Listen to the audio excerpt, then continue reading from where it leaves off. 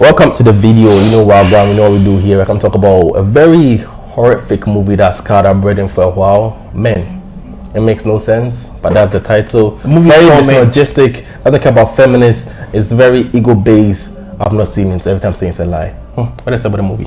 So the movie is not feminist-based like you may be thinking, like due to the title, like.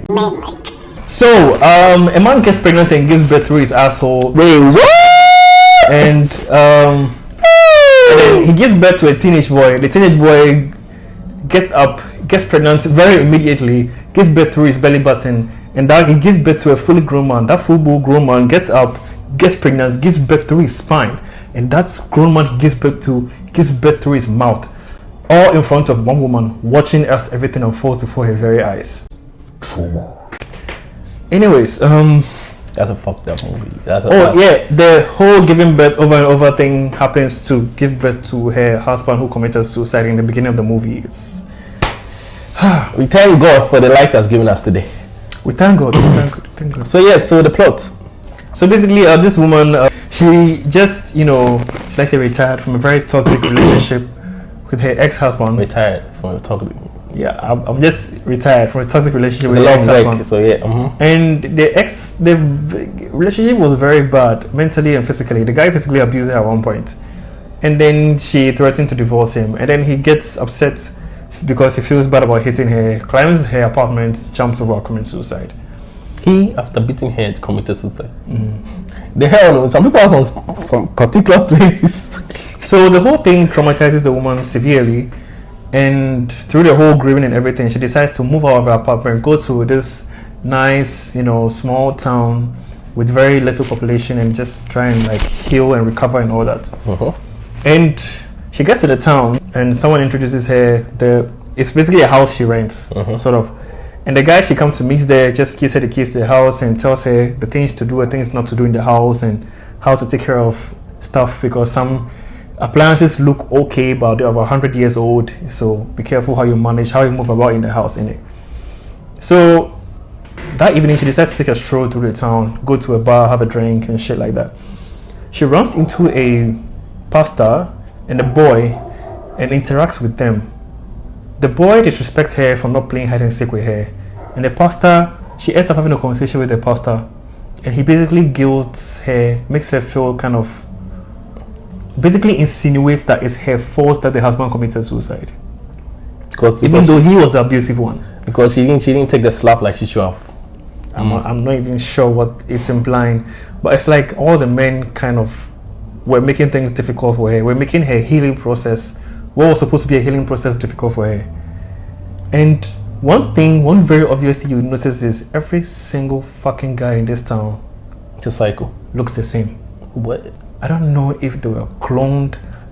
I don't know what the movie. Normally when A24 doesn't really fuck the movies like it's A24. Yeah, there's always some kind of hidden message, layer of meaning, metaphor thing in there.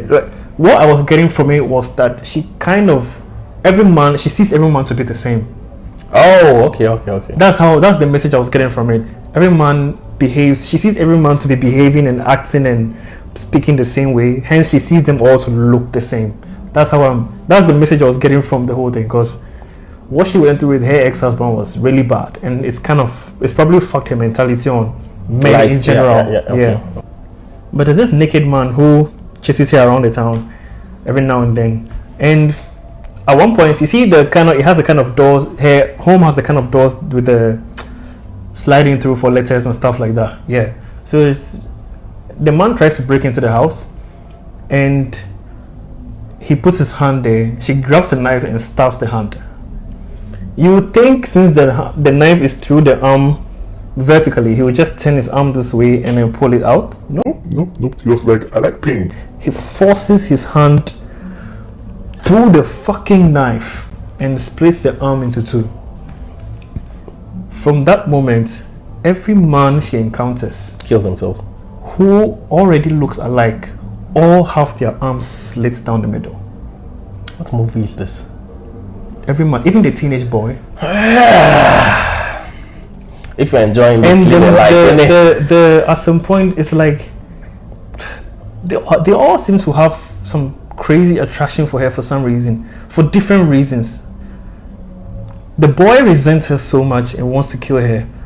The father, the pastor or father, who was basically gaslighting her about her failed marriage, was kind of trying to force himself on her. After his hand had been split in two, he just kind of opened his hand and held her shoulder and pushed her against the wall and was trying to, force himself on her. And she stabs him in the ribs, and he I can't tell if he's getting pleasure from it or he's in actual pain. Yeah. That's the movie. Wait, that doesn't explain shit, nigga. Yeah, it doesn't. What else is there to explain? Oh, yeah. I forget to mention the giving birth continuous thing leads to her husband being born. Bruh. Yeah, the husband is actually born, and he also has the same cuts on his arm and one broken leg. Which is what? Actually... Oh, yeah. The husband who killed himself has the same scar. The same cut. The hand is split into. He has the same thing. Wait, the husband killed himself in the beginning of the movie or the end of the movie? Beginning of the movie. So before she left the city. So how do the people now manage to have the same scars as the husband? Yeah. There's no explanation for that. You see, yeah? So it's like, I don't know if the whole thing is happening in the girl's head and it's not really real, or what, some part of it is real. It's placed on your mind a lot. I'm not gonna lie. It's a mind fuck of a movie. I'm not gonna lie. This movie is not exactly very graphic. Very, very graphic. Listen, everything I have said, the given bed, they fucking show the whole vagina thing. They show it. They really show it. They fucking show it. This movie makes the one with the future tumor thing. Oh, the one I watched recently, Crimes of the Future. This movie makes Crimes of the Future look like fucking Cinderella. I promise you, this movie makes Crimes of the Future look like Cinderella. That is a fact. Yeah. You know what? Yeah. There's no more we can say because anymore will not make any sense. If you want to go and see it. Once again, it's an A24 movie. There's always some hidden layer thing there. And wait, let me see what other movie this director also did. Apparently, he did some good shit. Oh, this movie is written and directed by Alex Garland. Oh, he also worked on Ex Machina. He also worked on Annihilation. Apparently, he did a Devil May Cry movie, Dread, Sunshine. He did all those movies.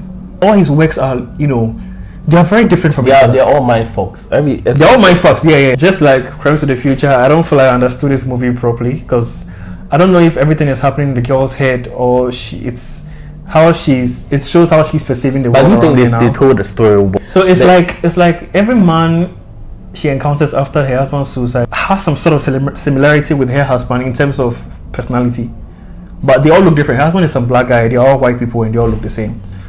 These are the two guys who did this movie. I'm thinking of Ending Things. Those 10 guys, yeah, the same couple. Not the same couple. The woman is from that movie. Yeah, but at least I feel like. But I can't even tell which is more confusing. This or I'm thinking of Ending Things, because these two movies, man, you must have some level of knowledge in poetry and writing and an IQ of 5,000. I really don't know where to go with this movie. But yeah, so what exactly? I don't know how to rate this movie, to be honest. We recommend it. For the sake of your mental health, no, I would not recommend this movie. No, not recommended. Not recommended. I'm not gonna lie. For the sake of understanding, I wouldn't mind watching it again. There you have it. Some people are born different. I cannot. I will not. Don't try. But I'm telling you, it makes Crimes of the Future look like fucking Cinderella. Right. If it's your type, you like gory shit, if you feel like you can start up to it, you feel like this movie is not going to do shit for you, get it. I don't know where it's going to be located, but I'm sure he watched it on a platform where it was located. By googling it, you can do the same. So yes, that will be the sum of this video. Thank you for your time. Thank you for watching. We'll see you guys in the next video. Peace.